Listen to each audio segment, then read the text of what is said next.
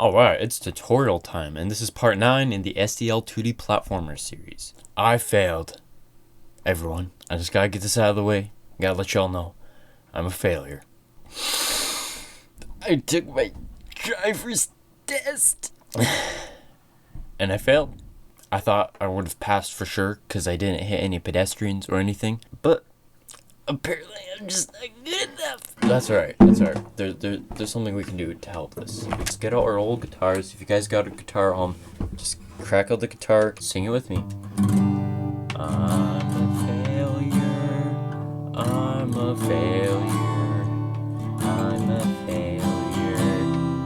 Everything I try, I fail at.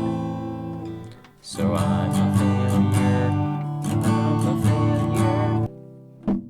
Luckily though, I do got a backup plan, okay? So there's a pretty decent size anthill somewhere out there outside, and it's so big I could probably crawl in there and then convince the ants to let me join the colony, and this way I won't need a driver's license at all. So, backup plan, everything's good. But you know what, that's alright. It's okay to fail sometimes in life, and that's what programming is about. There is no success if there is no failure. So what are we going to do today? We are going to try to be successful in our programming. Okay, so in the last episode, what did we do? No, this is not the right thing. Okay, so what do we got so far? Let's compile and run this, just check out what we got so far, see how everything is. Okay, so we got ourselves our game.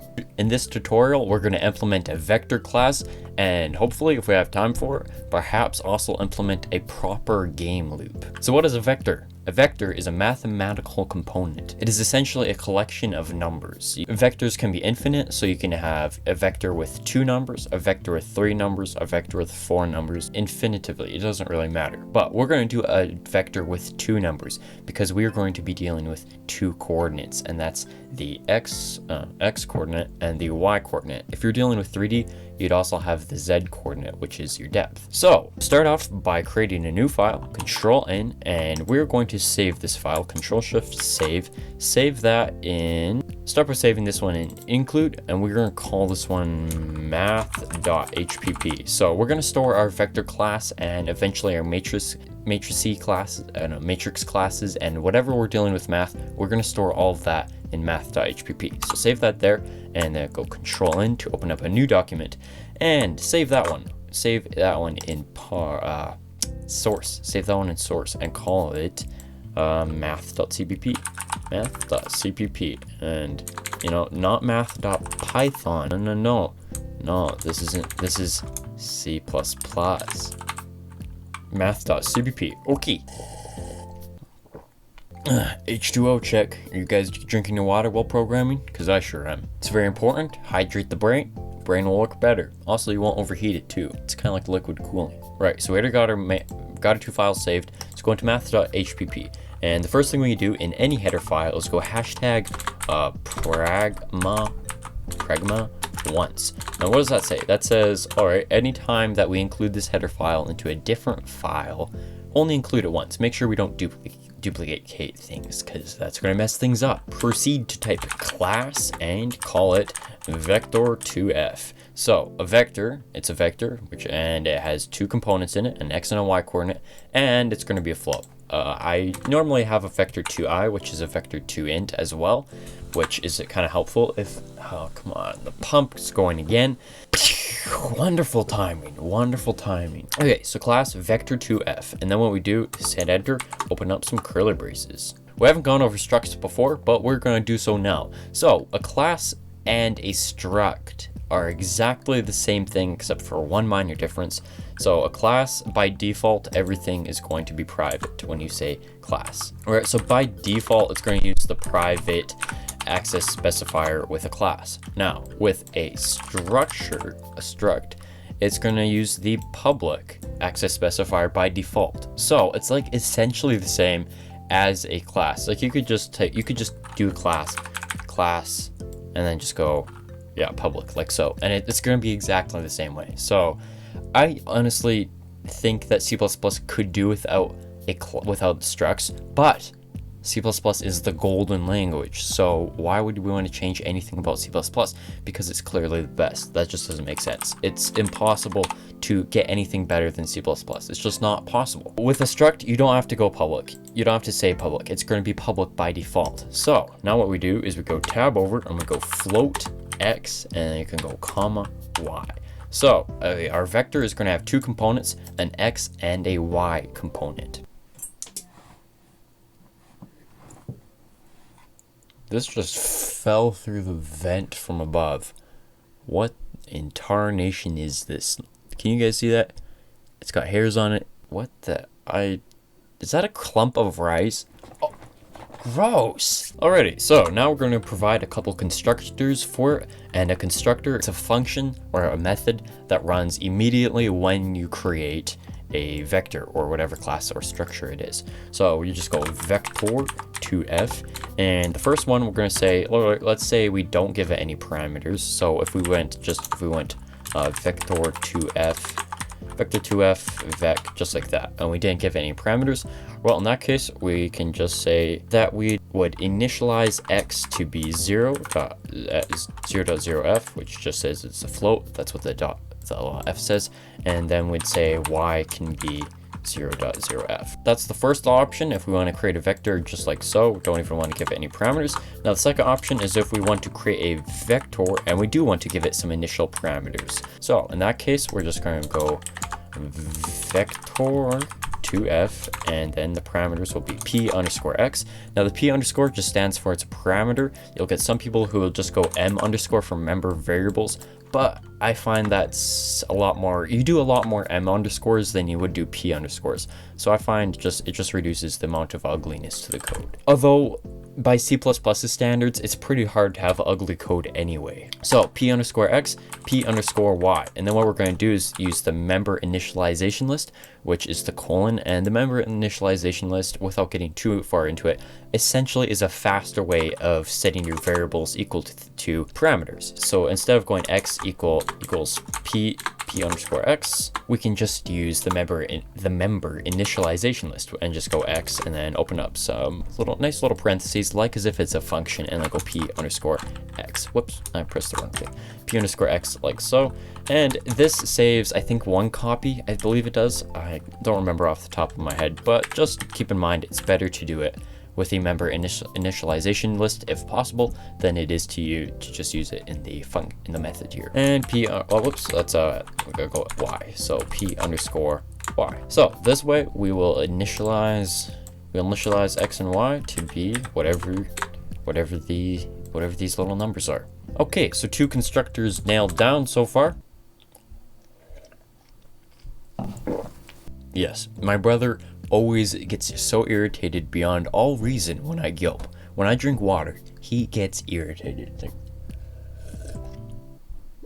It's not, okay, it is a little loud. It is a little loud and kind of obnoxious, but I know no other way. It all started one day when I was like, this is a weird way to swallow water.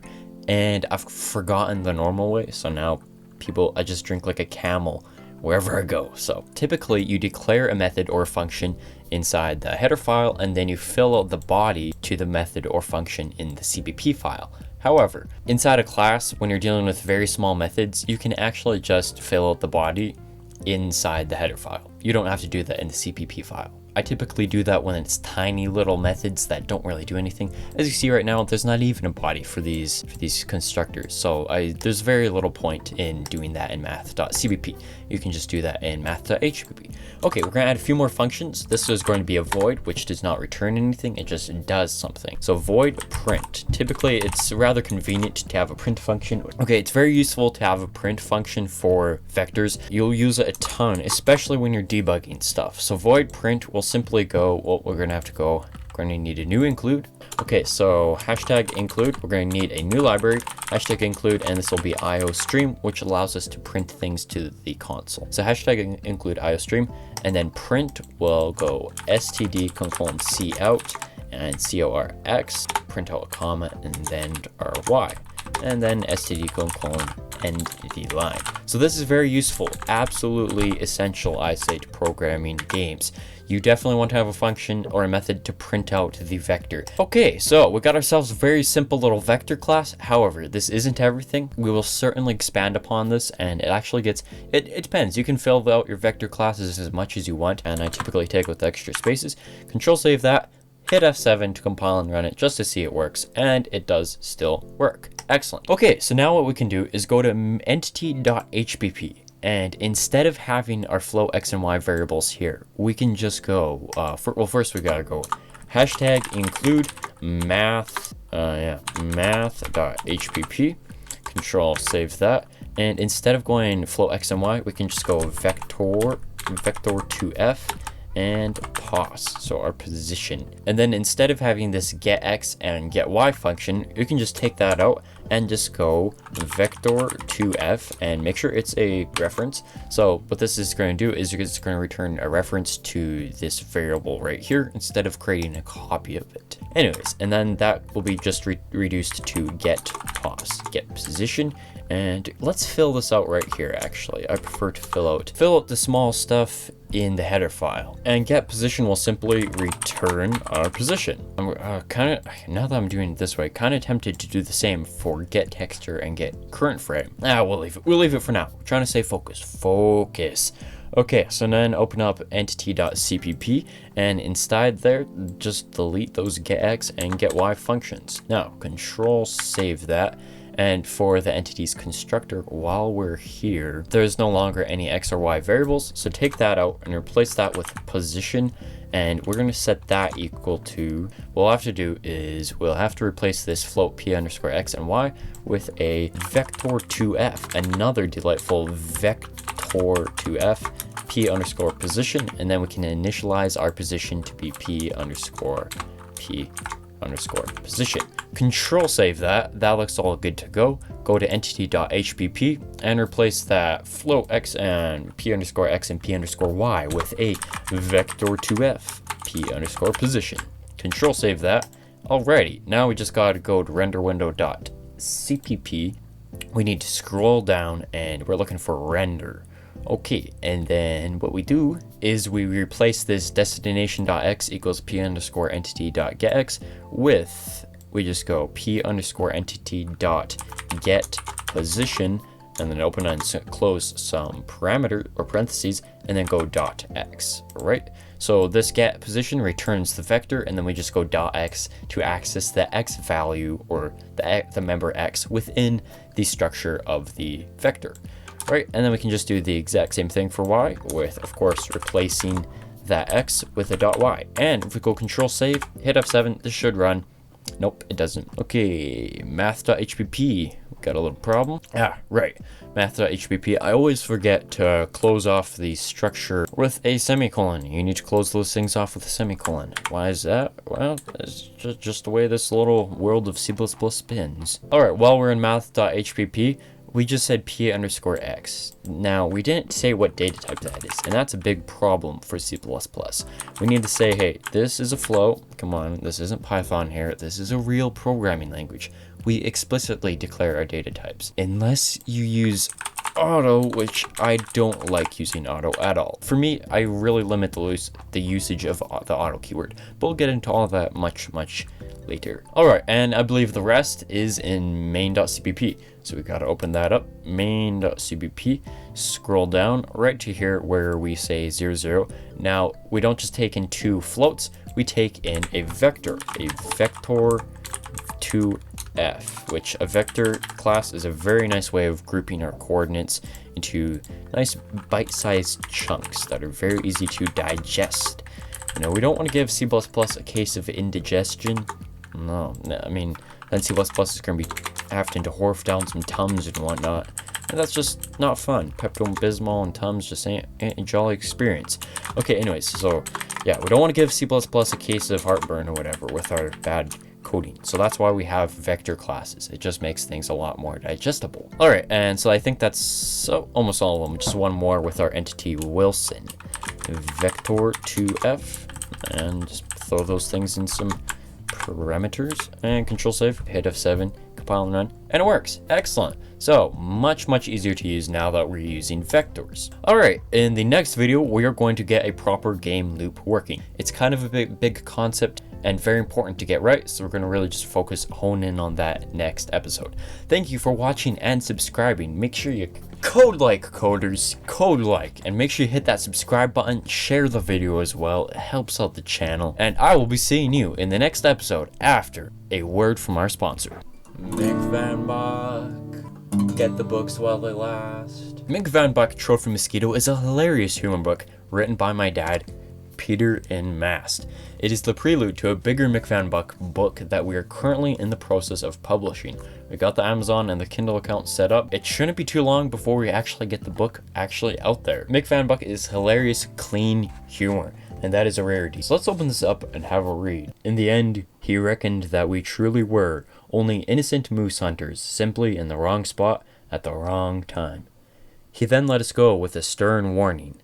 The warden then got up out of his chair and left the room to go and try to capture the 2 cubs for the zoo.